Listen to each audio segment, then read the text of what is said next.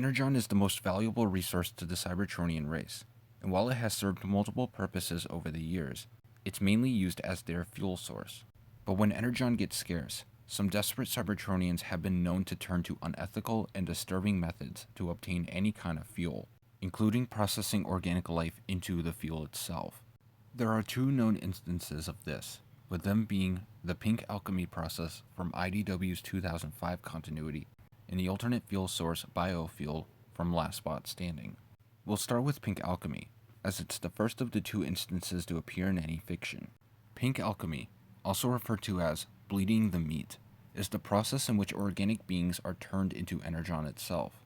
The process entails organic life forms being strapped inside of a catalytic chamber, where their living tissue is mechanically peeled away.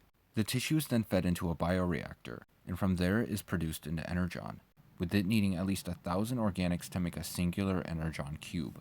Although briefly mentioned in Escape, one of Last Stand of the Wrecker's bonus stories, the process is explained in Morden Meets the Eye, issue number 12, Before and After. After receiving intel on Decepticon forces believed to have captured the Circle of Light were on the planet Temporia, the Lost Light crew would attempt a rescue. During the battle, Rewind and Tailgate split off for the rest of the crew to look for the prisoners, only to discover the native Temporians being processed into Energon. After Rewind explained Pink Alchemy to Tailgate, the two began the rescue attempt, involving a bomb wired to the door of the chamber. They were successful in freeing the captives, but it resulted in both Rewind and Cyclonus being caught in the blast when Whirl trapped them in the room. Despite both of them being heavily damaged, they would ultimately survive. Moving on to Biofuel, this time being an alternate fuel source, it is made by harvesting and processing organic life forms. With all known sources of Energon having been depleted due to the Great War, some Autobots and Decepticons had to reconfigure their bodies to run on biofuel. However, biofuel isn't able to completely refuel them, with them always feeling lethargic and needing to rewrite their own memories to conserve energy. To keep themselves online, they would shoot themselves in coffin bullets from planet to planet, taking the organic life and turning it into biofuel. Biofuel features heavily in Last Spot Standing, with the miniseries taking place long after the Great War, and most Energon sources being depleted at that point. Said group, referred to as Visitors, would make their way to the planet Donoct, planning to use the inhabitants as fuel, until they ran into Rodimus.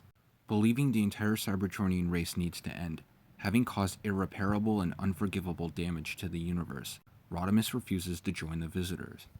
To ensure the safety of the planet, Rodimus must make a very difficult choice: kill the Visitors, and in turn, kill what remains of the Cybertronian race.